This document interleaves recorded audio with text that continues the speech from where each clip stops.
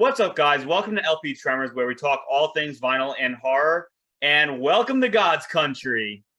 So, we're going to be talking about this movie, this little bad boy, Friday the 13th, Part 2. And this is literally the second episode, obviously, of the Friday the 13th series. We're going to be doing bi-weekly every single movie from the first movie, which is already out, all the way to the 2009 remake. So, this particular episode, as I said, Friday the 13th, Part 2. So, pretty much we're each going to go around, shoot the shit about this movie, and see where it goes from there. So, pretty much an open conversation about Friday the 13th, Part 2. How are you guys doing? Great. How you doing? Great.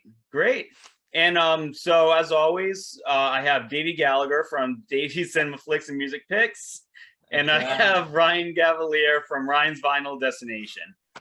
So these two beautiful men have joined me on the first episode of the first Friday the 13th, and they will be continuing with me all the way to the end. So you're going to see these two lovely people for quite a while. All right? So, with all that being said, Friday the 13th, Part 2, all of our reviews, and I should mention right here, right now, that there are going to be some spoilers. So if you by any chance have not seen this movie, it only took you like 40 years or something like that. But if you by any chance have not seen this movie, definitely go out and check this one out first before you go into this video. Or if you're okay with spoilers, then fuck it, just have some fun with us. All right, so that's pretty much my little rundown on what's going down. So I'm going to start with whoever is right next to me, which is Davy. Davy, thoughts on Friday the 13th, Part 2? Well, all right. Wrong movie. He was in Texas Chainsaw 4. Yeah, we don't talk about that one. I do. Rennie Zellweger's in it. Thank you, Tyler, for having me back after my shameful destruction of Siskel and Ebert last time. So today I'm going to start just by slaughtering Roger Ebert. Roger Ebert did the same on this one. These morons seem to think that they were in for something different this time round, and still critique it as if they were expecting this to be Citizen Kane.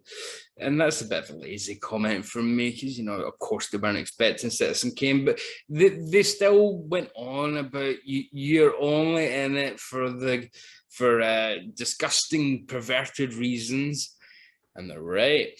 But let's be honest, we all know that these are very primal films, as we discussed in the first one. They're very basic. They speak to a base need in the human psyche. Not particularly deep. It's quite shallow, but quite fun.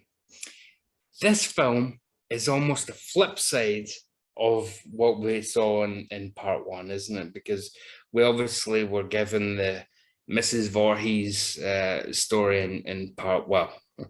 Right. 10 minutes of Mrs. Voorhees' story in Part 1. And here we get, straight from pretty much the time they all get together, one of the first things we see is, the campfire fake out, isn't it? With our group, a pretty large group. Did you not think there was a bit too many in this group, to be honest? That's one complaint I do have. It's almost like they're just lining them up to kill them off here, folks. But I really enjoy this film as a really basic, the early 80s slasher, like a really basic one, in the mode of, we mentioned The Burning. Obviously, Jason's look looks a lot like Town That Dreaded Sundown from the 70s with the burlap sack. Yeah, he does. Tom Savini's not back, so the effects aren't quite on point this time. I'm not a big fan of the Jason design once he's... But any quibbles I have with this film are... I know it's like Sloth from the Goonies after Joan Rivers' facelift. But stop it, you. Silly goose. But I think this is my favorite final girl in all the Friday films. Because Jenny is a character who instantly is likable, bit quirky, bit offbeat, but she's vulnerable. She's not too, I hate that term, Mary, so I won't use that, but she's not too good at what she does. She's not solving things. She's still very, very vulnerable when it's her against Jason. And I'm not going to go through every kill because we can do that in the course of. But when she's down to her versus Jason, and what's his name? Paul, he's left as well, isn't he? Paul? Yeah, Paul, yeah. Mhm. Well, they forget about Paul, so why shouldn't we? Because he just pisses us off. Never gets mentioned. She shouts his name and Paul. So she does everything right that the last final girl didn't. She tries to get in the car. Car doesn't start this time, but she at least tries it. She doesn't just see a corpse and go, run into the woods. She does run into the woods, but only because the car doesn't start. She tries her best to take on Jason. Yeah, Right. she didn't do it terribly well. I mean, there's that whole, cardboard crate thing over the back. I don't think he's dead, sweetheart. You should probably take one of those shards of wood and just right through the neck. But, she thought it was gone. I like her. My favorite scene in this whole movie is probably the bar scene, which is like a much better version of the diner scene. Yeah. It's the one scene where you think, from the first one, we should say for anybody watching, the diner scene was a pointless waste of time that we all hated. This bar scene shows Jenny to be empathetic, interested, insightful, but also quite interested in the lore. It's almost as if she's seen horror movies and knows her kind of her knows her. She probably knows her Jersey Devils, that kind of stuff from her suburban Sasquatch, if I can stammer that out. She is pretty fantastic.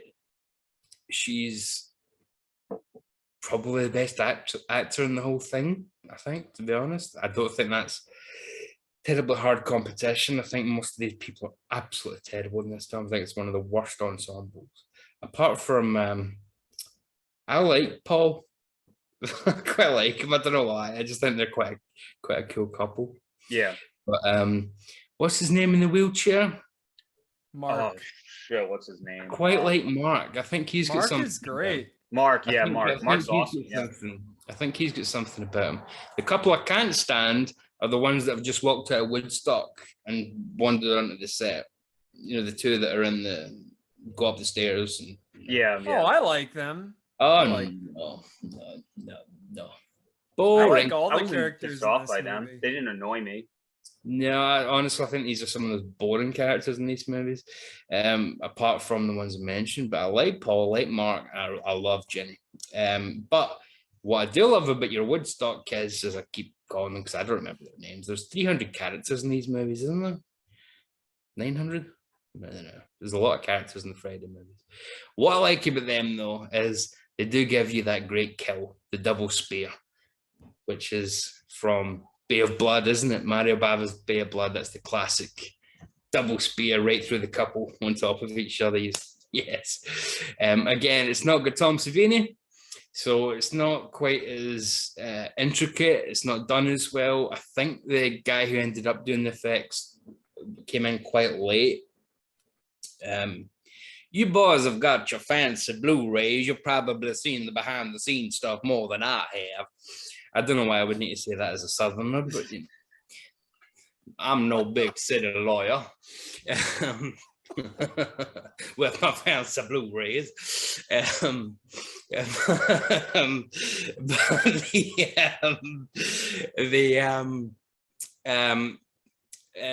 Savini said, no, thank you. And then Stan Winston was hired. Great. Stan Winston leaves about a weekend when he finds out the budget. And then they get in somebody who I can't remember his name. If anybody knows, please shout it out.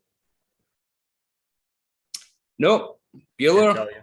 Bueller, right? The guy who's not Stan Winston or Tom Savini, but does the effects in this movie, and it kind of shows to me that all the effects were a bit last minute because they don't have that confidence to do anything too intricate. They don't even have the Kevin Bacon neck one, you know. They don't have the.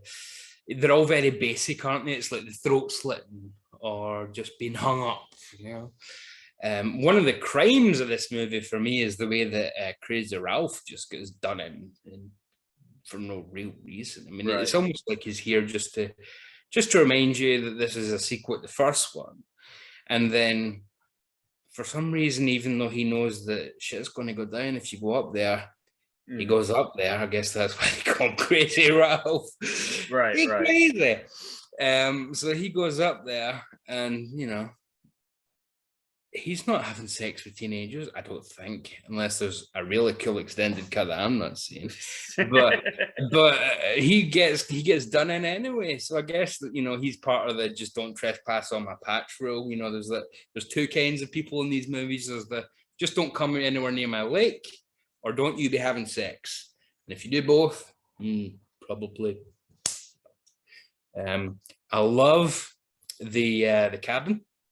I love the set of, you know, it's so grimy and slimy and horrible. It feels like backwoods horror. It feels like Mother's Day or something. It's got that kind of disgusting look to it. I love Jenny's ingenuity.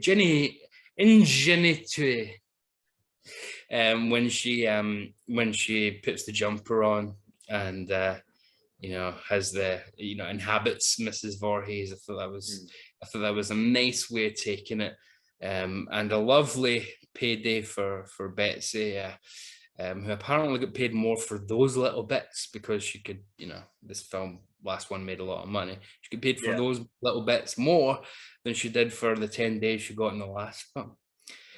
So overall, there's not much to talk about in this film that isn't just, it's kind of a standard Friday film, but that's not criticism because this is the first standard Friday film, really, isn't it, when you think about it? Because the first one isn't, because it's got the fake out of it being Mrs. Voorhees.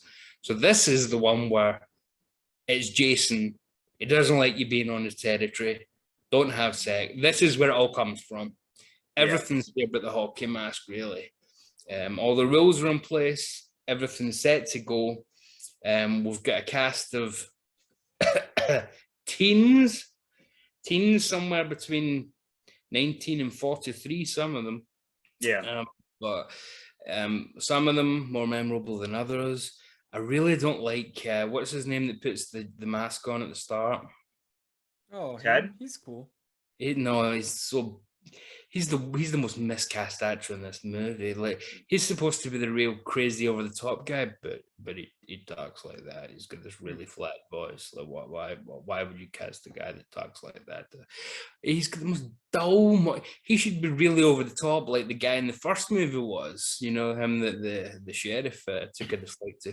And that's my only other quibble. We could have had that weird cop back from the first movie instead of this sheriff. Because I don't know about you, but I was having palpitations just watching the sheriff running through that forest. I didn't think he was going to make it through the woods. I mean, he just looked as if he was going to die of a heart attack. Never mind Jason. He was struggling, man. He was really struggling. It looked as if they had to edit every 10 seconds just to let him catch his breath. God bless him. He was just some 65-year-old actor that looked vaguely cop-like, so they probably cast him. But he was fine. I liked doing his investigation. Like, it was quite authoritative with the kids, but I just wish it was that weird cop that we all liked from the first one. You know, the that weird slimy one. Yeah. But overall, it's a solid film that you need to establish the rules of the game. But to me, the rules of the game are only good because the franchise goes on to break them in future films. Sure. So I'm much going to prefer, well, I won't give the numbers, but I think I did say in the first one, I love me some Tommy Jarvis movies. So I don't know why I said that in that voice either. I'm just voices, but I'm hearing the voices, man. So overall, it's a solid Friday movie. It sets the tone for the rest of the franchise, establishes a baseline, and then you can break from that. You can break from tradition. I don't think that's going to happen next time because we've seen them already, but whatever. It's in 3D, so it's better. James Cameron's Friday the 13th, folks. Shall we do a rating now, or do you want to come back round?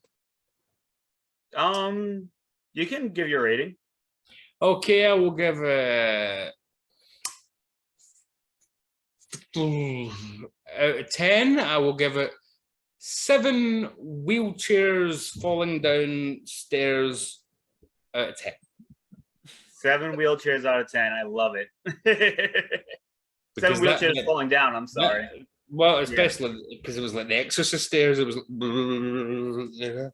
like O.J. Simpson and Naked Gun. Remember that? When he was in the wheelchair. Oh, absolutely. Yep.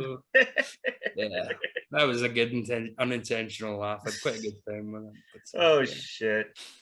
All right. Well, thank you, Davey. I feel like you're gonna have some opposing arguments, but thank you. Ryan, thoughts on Friday the 13th Part 2?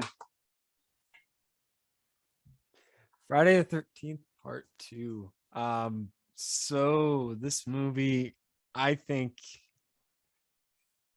we get a movie that's way better than the first one.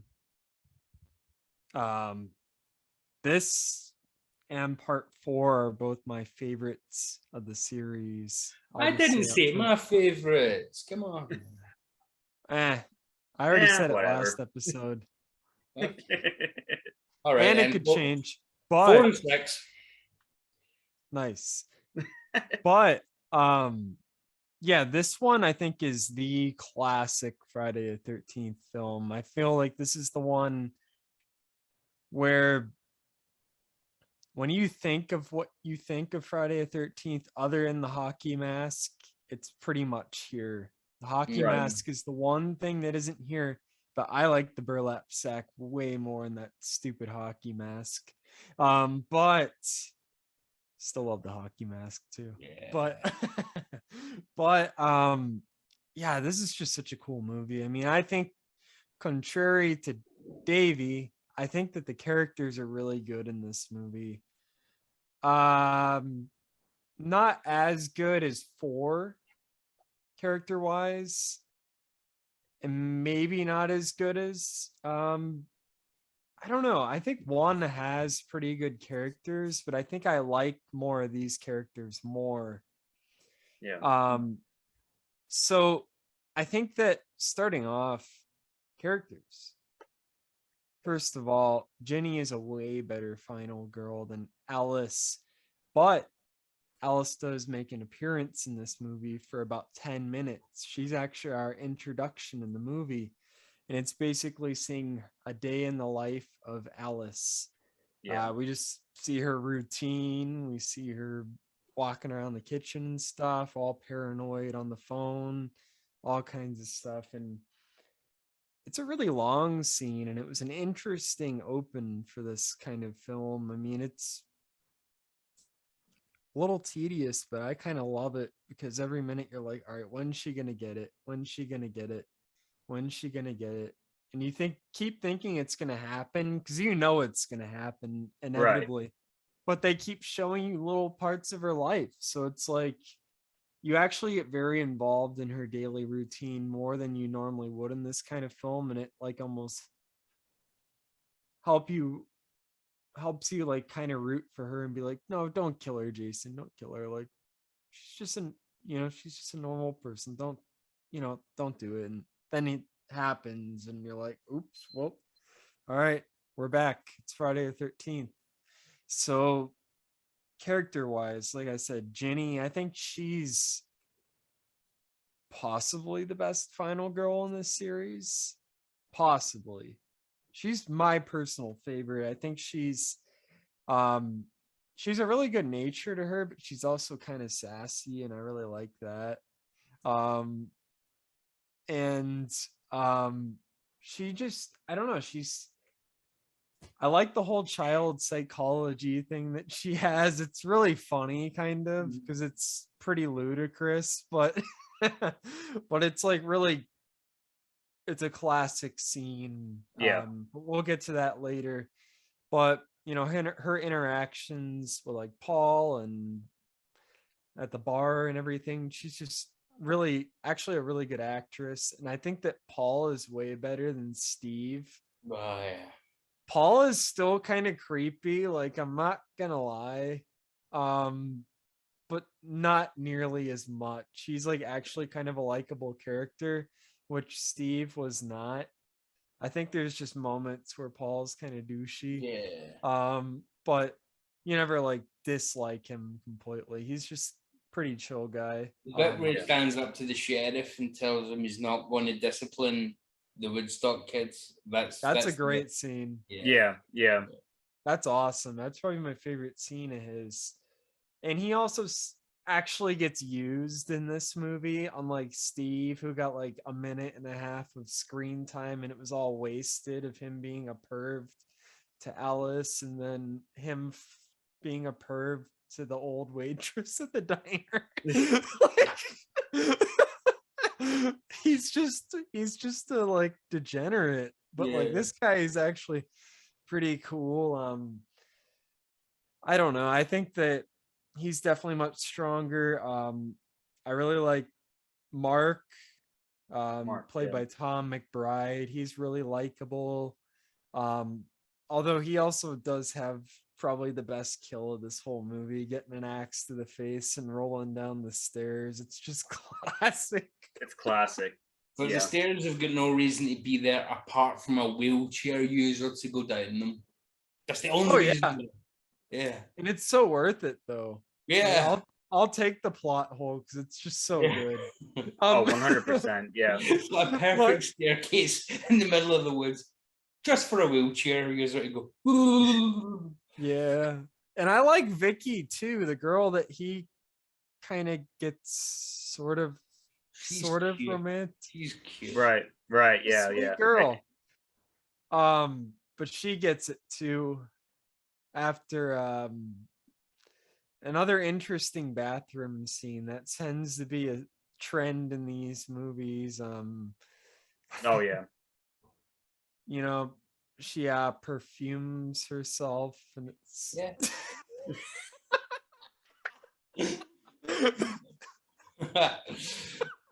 Hey, Muffin wasn't just the name of the dog. Oh my god. But yeah, like it's just she's a cool character though. She's really sweet with Mark. She's just really good natured. I think more likable than most of the characters we got in the first movie. Absolutely. Yeah.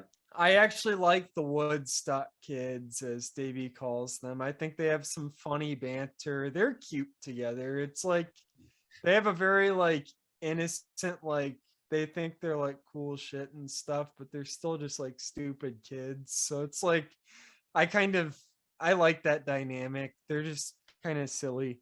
And they really get it too with that double spear. Right. Which when I saw Bay of Blood after I saw this movie, my mind was blown. I was like, what? Well, I like this movie more, not gonna lie. Yeah. But yeah, just great characters. The kills in this movie are top notch, I think. I think they're better in the first movie. I think those are very basic kills, and the effects were actually pretty weak in the first movie too, whether Tom Savini's name is on it or not. I don't think they were really top notch by any means. They were more interesting though. You could tell he was doing something. I think that we get a double-edged sword though, because I think the kills are better here, maybe not the gore. I think the actual nature of the kills are more interesting. Yeah. Whereas the first one, they're very basic. Would need to see what the same guy could have done if he had the whole time that Stan Winston took up and blah blah blah. Definitely. We shouldn't hold it again. I shouldn't hold it again. I apologize, nameless man. Oh, you're good, Davey. But yeah, I love the kills.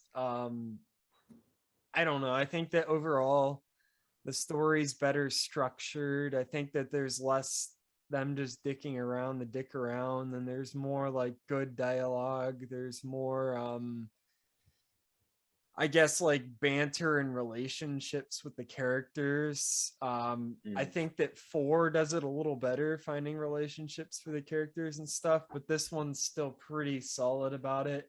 I think that this one, oh god, there's just some really like memorable moments in this one. I mean, I think that Jason is my favorite Jason of all time in this movie.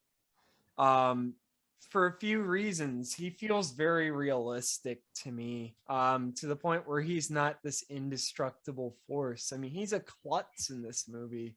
He's falling all over the place, like tripping. Right.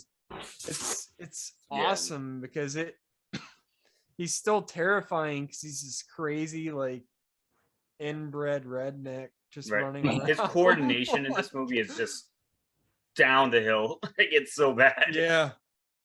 Oh yeah, and it's great because I mean, like, no, it is. He's still like strong.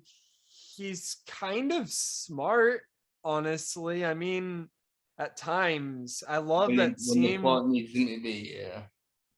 When he traps her in that house, Ginny in that house, and she likes under the bed and she like pisses herself, which is such a great, huh?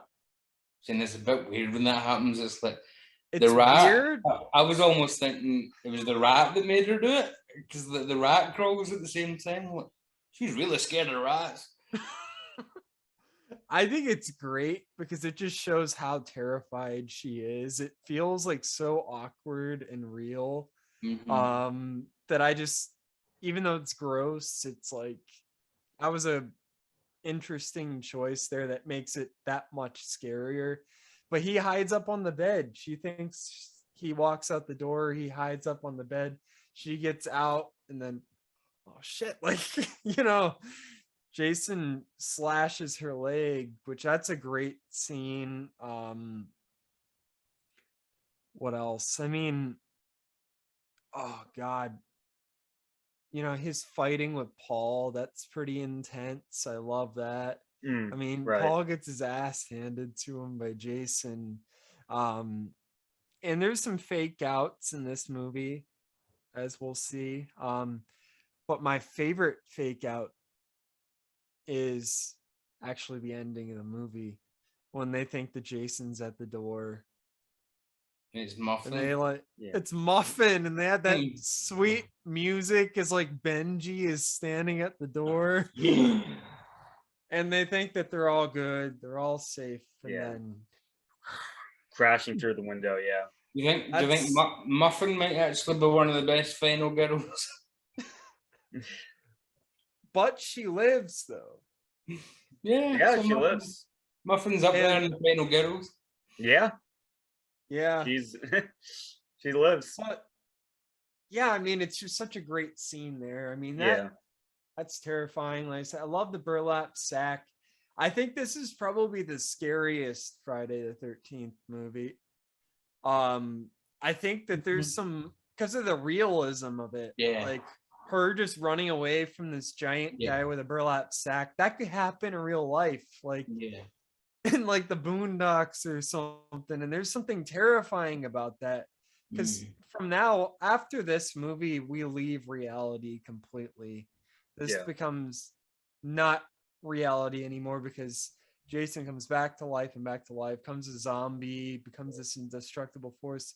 Here, he's a real crazy guy, and it's like, you also wonder, did he really drown, or did his mom just hide him away? Wow. Yeah. I mean, that's something that hasn't really, I mean, everybody thinks, oh, he comes back to life. Maybe not. Maybe he got hidden away all these years, isolated by his mom. Some weird Norman Bates kind of stuff, I mean, that could happen. And now his mom's dead, so he avenges. Like maybe the whole time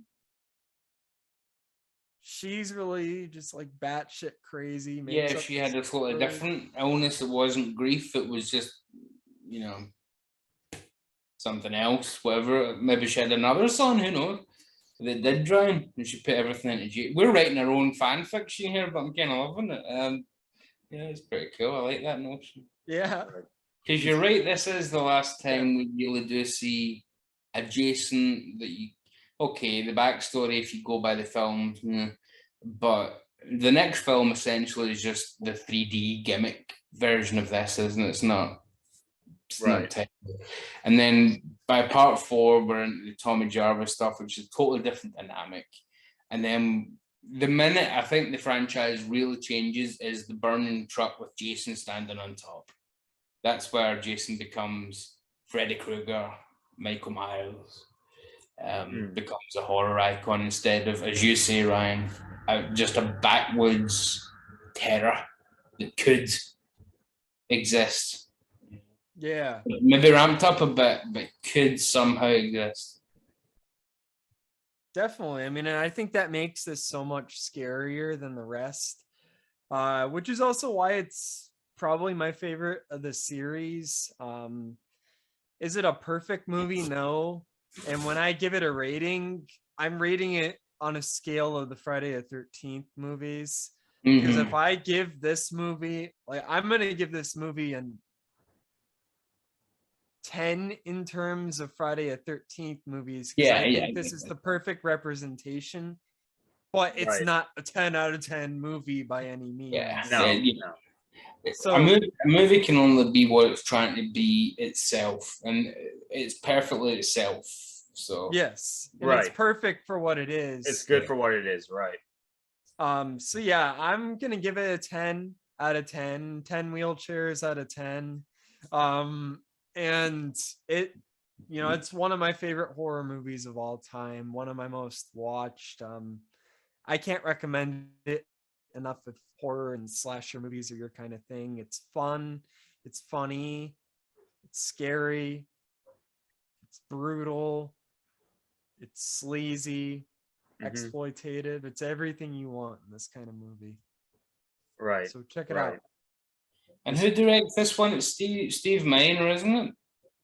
It was, I think it was Steve Miner. He produced it too. Yeah, Steve Miner, yeah. Steve Miner does this on number 3, and then he does House. Yep. And then he does Soul Man. Yes. Yes, he does. Oh boy. Yeah, Steve Miner, he does nice little thing going with this. And okay, number 3, it was a 3D gimmick, but I love House. House is a great little movie. Right.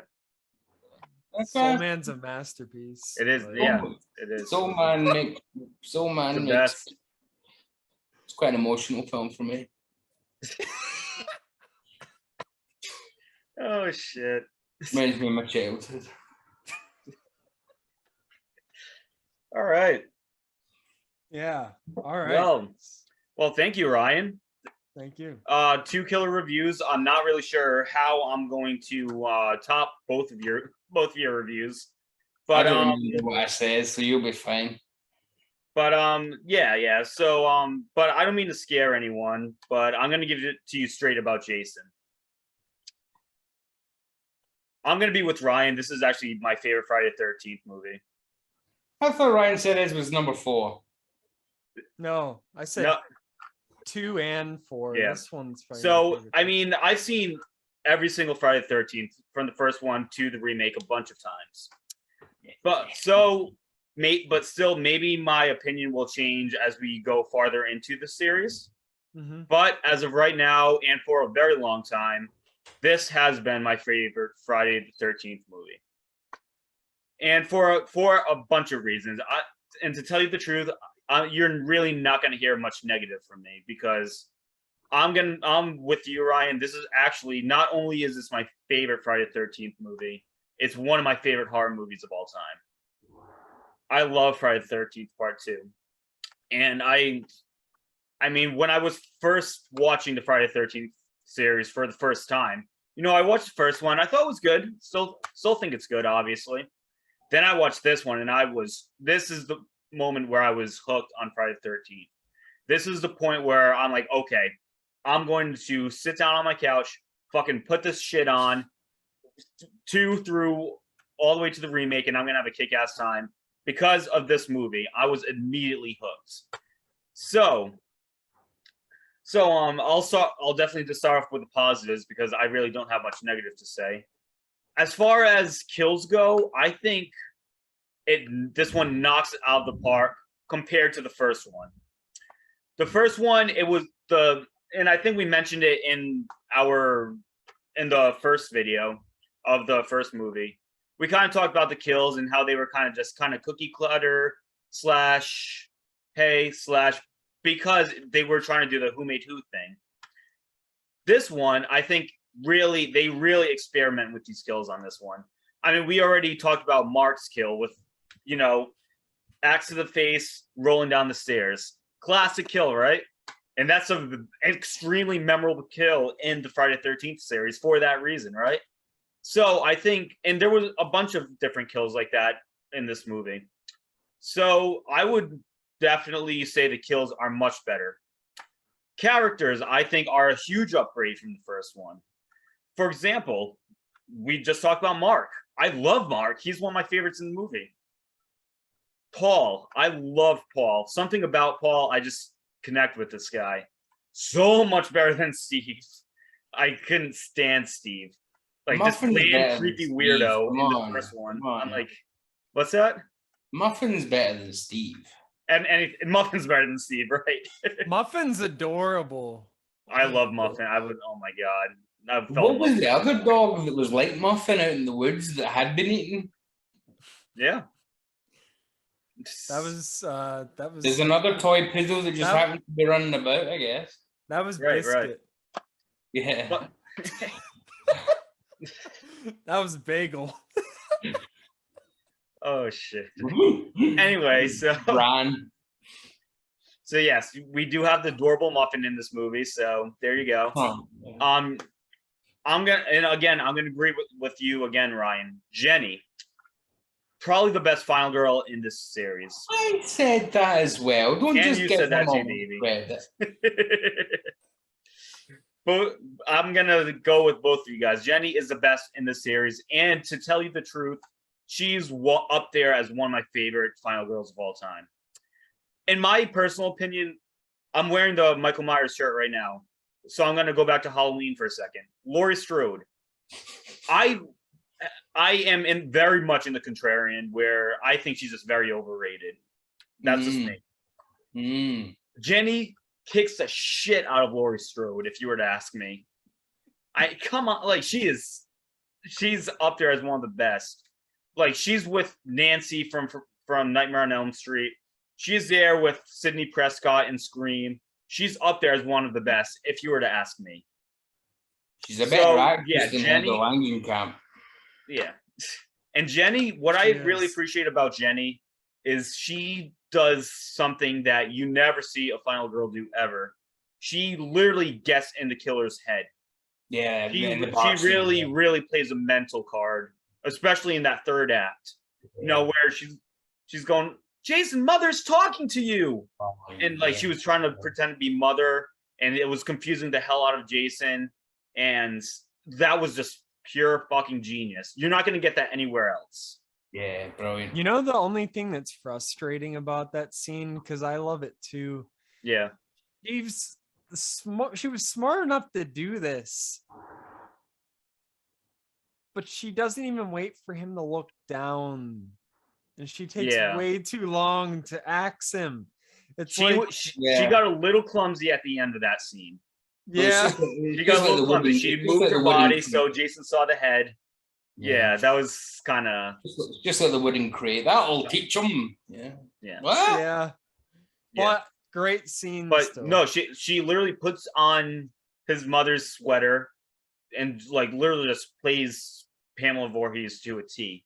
And that was the one scene that really took me back. Said, okay, this final girl is I can't think of any other movie where something like that happened. And that bar scene, Tyler, that bar scene seeds that. Yes. It lets you know that she's already been thinking about this kid turned into a man, which is exactly what we said was the problem with the first one, where Mrs. Voorhees came out of nowhere. So it's a whodunit where the actual suspect is revealed and it's not someone you were ever given clues about. So it's not a whodunit then. Whereas this isn't a whodunit, but at least it's set up, payoff. Why is she so interested? Why is she into psychology? Why does she really care about this kid's background? Well, she's just interested. But then it feeds into what she does in the last act, which is brilliant. Brilliant. Absolutely brilliant. And like I said, you really aren't going to find that in much other slashers. As in a Final Girl, like a Final Girl would not even think about doing that. So I really appreciate that. I think Jenny's just a fucking genius all around. And as far as acting goes, I think Jenny is definitely one of the best. Paul too, he's actually really good too, if you were to ask me. And Ryan, I think it was you that mentioned Vicky. She's one of the most likable girls I've ever seen in a movie ever. She the one that's into Mark? Yes, yeah, she's the one with Mark. She's really into Mark. The minute she sees Mark, she's really fucking in there. Right. She's got fetish. But like she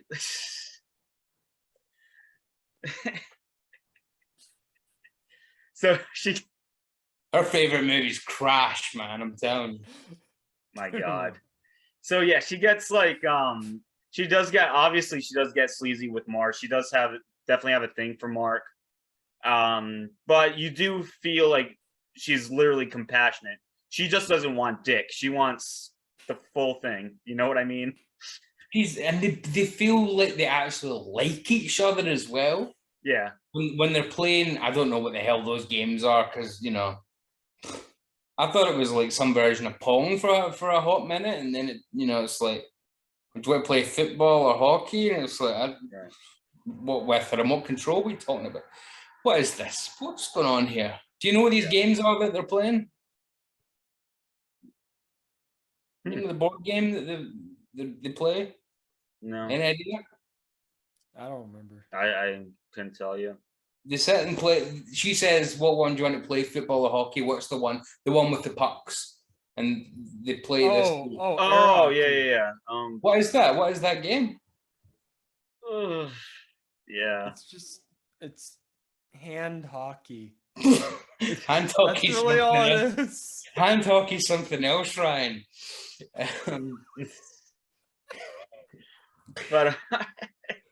But as I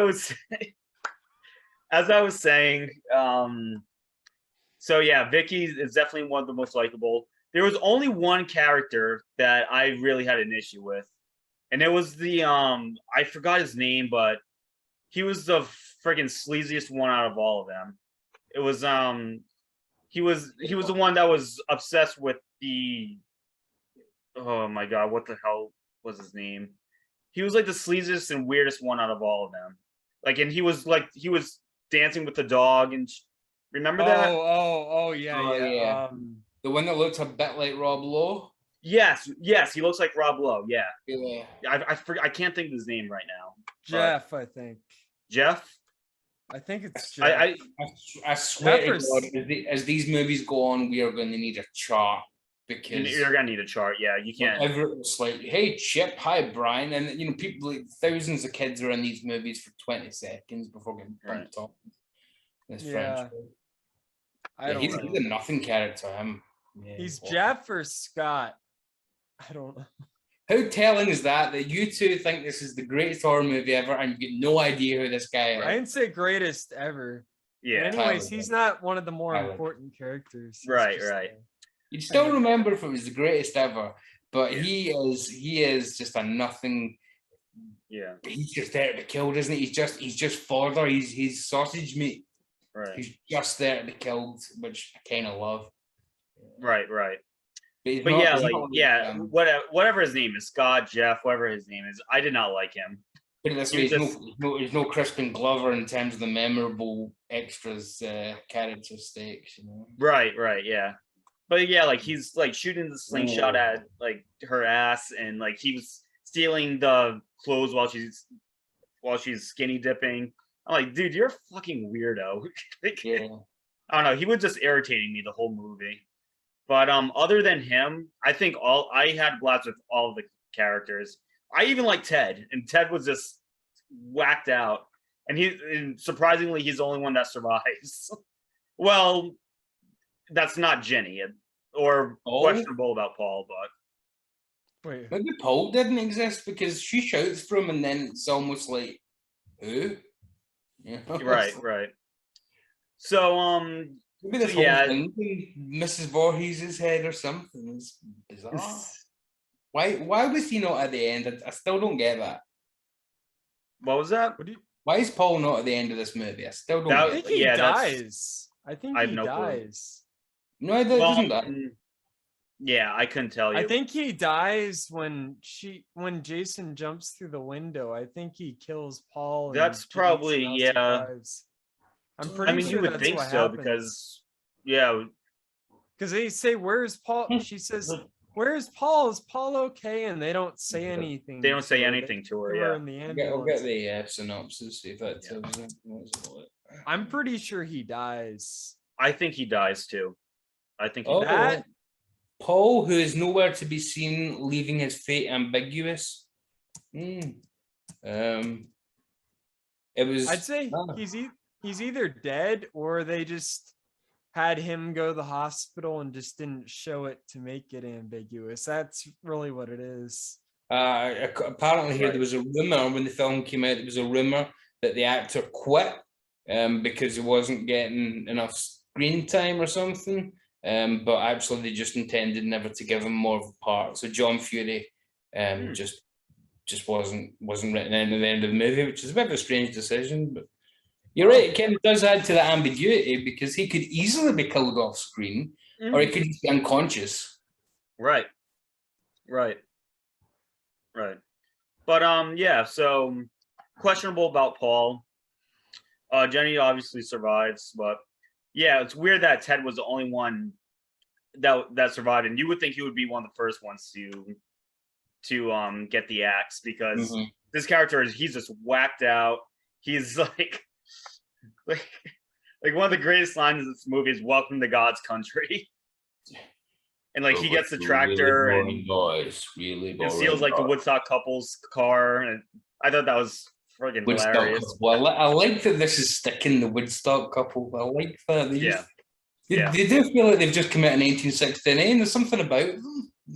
Yeah, That's kind of what I like about them, though. They just seem like hipsters who want to be like cool. right. Aren't. It's kind of funny. But they have each other. Yeah.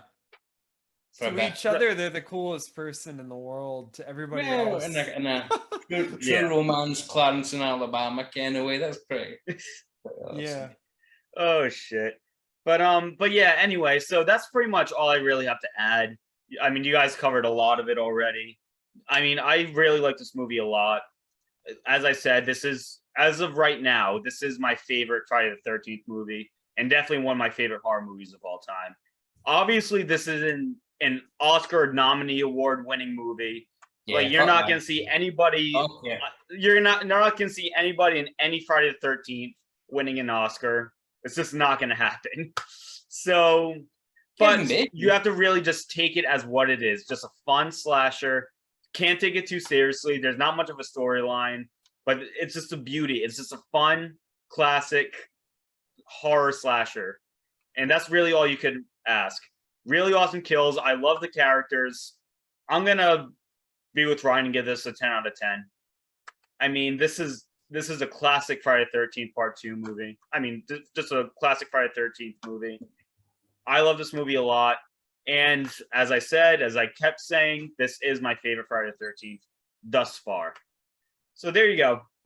That is our reviews. Is there anything else you guys want to add to Part 2? Yeah, I think the reason that it isn't my favorite is because I like something else better.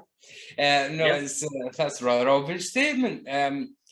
I like, and I won't say the number because again we're a little bit conscious of a few later on, but the one where it almost becomes universal horror from the 40s, complete with lightning and digging up graves and smoke machines, and it's alive. That's that's my jam from Universal horror back in the 30s. And now I know what it's like to be God. Oh, don't start me on that film. Oh, I love Frankenstein so much. Oh, and Braidov. But yes, I've got all the sets and I love those films so much. Oh, I know what it is to be God. Now that's coming, but we won't say what number because we're not doing spoilers. There's a couple more fake out ones as well, which is pretty cool. So we will do spoil everything for them. But I think this again, although it's not my favorite. I think it has to exist to tell you this is what a Friday film is. Yes. Take it with the hockey mask, and as Ryan said, this is a Friday film. If you were writing just a Friday film, pretty much the 2009 one. Pretty much this movie just with the hockey mask version of Jason. Right. It's just a basic Jason story with no major twists, with no silliness, with no supernatural stuff. Pretty much this. Not as sleazy, obviously, because it's 2009. Blah blah blah. Sure. Yeah, and I think I forgot to mention in my review about Jason. I do really like the Sack Hat Jason. I like the Sack Hat Jason a lot, but I do prefer the iconic hockey mask. It's just something about it. I just love that hockey mask. It's up there right on my wall. I love that hockey mask. So I think that was a very positive change. And really, if they continued with the Sack Cat Jason, he probably wouldn't be as memorable. He definitely would not be as memorable. Questionable if he would still be up there with Michael Myers and Freddy Krueger and Chucky, guys like that. So it's questionable if they continue with the Sack Cat Jason, in my personal opinion, at least. So I think Town That Dreaded Sundown had already done the burlap sack quite memorably. They didn't. Yes. Yeah. I think that honestly, I think the hockey mask definitely served its purpose and is really memorable. I aesthetically like the burlap sack more. I think the burlap sack is more intimidating. Yes. It fits more into the Crystal Lake world. This version of the Crystal Lake is almost like a different Crystal Lake every time we go back, kind of. It's just bizarre. It's a bit like the Evil Dead, every time they go back to the cabin, it's slightly different. It's got that kind of, it's a different Jason, it's a different Crystal Lake, it's always a little bit out there. But the burlap sack works perfectly for this more homespun Jason, where the kills aren't really ridiculous. He's strong because he's been fending for himself, but he's not stupidly strong like the Kane other one would end up being. He's not supernatural. And I love Ryan's theory. I love that he could theoretically have just been raised by Mrs. Voorhees out there, and she's just gone bonkers at some previous point. That's brilliant. I love that. That is now probably my headcanon for this series, and I love that. Yeah. I really did. Right. Thanks. So, I think this is probably a good spot to wrap things up. I think we all had pretty in-depth reviews, and I hope that we all gave a really good, thorough review of what this movie is about, and I think we did accomplish that today. Is there anything else you guys want to add about this movie? Well, you two didn't talk about the sheriff. I'm just saying, but, he's all right. All right, so I like it. Anyway, so that's our review on part 2, and we're definitely, like I said before in the beginning, as I said in the first episode, this is going to be an ongoing series all the way to the 2009 remake. So you're going to see a lot of us quite a bit talking about Friday the 13th. All 12 movies, something like that. 12 movies, 12 episodes, in-depth reviews on each movie. So there you go. And it's so far, I mean, I can't speak for you guys, but it's been an absolute blast for me so far. And we're only 2 episodes in. Yeah. So it's just gonna go up from here. It's exactly like I've been saying to Ryan about other stuff that we've done together or done separately. When you enjoy something, but then have to look at it in a different way. Yes. I don't want to say critical look at it, because it's still, you can still have a good time while being critically aware. Right. But just to intentionally try and go, actually, that doesn't quite work as much as, just okay. But then also just say to yourself, fuck, it's the Friday the 13th movie. I'm not going to be too down on it. I mean, right. You can't be too critical. 7 is not a bad score for me in a Friday movie. No, it's not. They'll be lower than 7. But there's definitely going to be higher than 7. There's going to be a 10 or 2. So right. I don't know if I really have anything that's below a 7. Maybe. I don't know. I'm not sure. Get in the news. All right, but anyway, so you're gonna see us again 2 weeks from now talking about the third movie. The third movie right here, 3D. We're gonna be doing that bi-weekly. You need to do that, Tyler. You need to do that. Remember? Oh yeah. Yeah. Oh. But yeah, we're gonna be talking about the third movie 2 Fridays from now. All these episodes will either be uploaded as we speak this Friday night, or it will be the following Saturday morning. So stay tuned for those. And that's pretty much all we got for you guys. Davey, Ryan, both of you guys have channels. Is there anything you guys want to plug? Oh, well, we're doing horror. I've just uploaded a Hammer video yesterday, which was fun to do. But apart from that, Cinema Flicks Music Picks. Thanks very much, folks. There you go. I just want to plug one thing on my channel, Ryan's Final Destination. On September 1st, Davey and I will be doing an episode called Zero the Hero, and it will be the beginning of a series where we talk about movies that only have 0% on Rotten Tomatoes.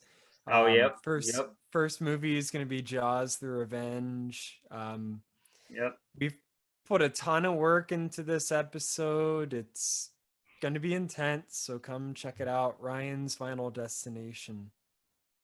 Great. So yeah, those are the 2 channels: Davey Cinema Flicks Music Picks, Ryan's Final Destination. I'll also link your channels down in the description below. As far as LP Tremors goes, again, just stay tuned for Friday the 13th. This is going to be a bi-weekly thing. Feeling the Monday Blues, I'm still doing that. That's going to be on Mondays, obviously. And as far as other stuff, I don't have a whole lot planned right now.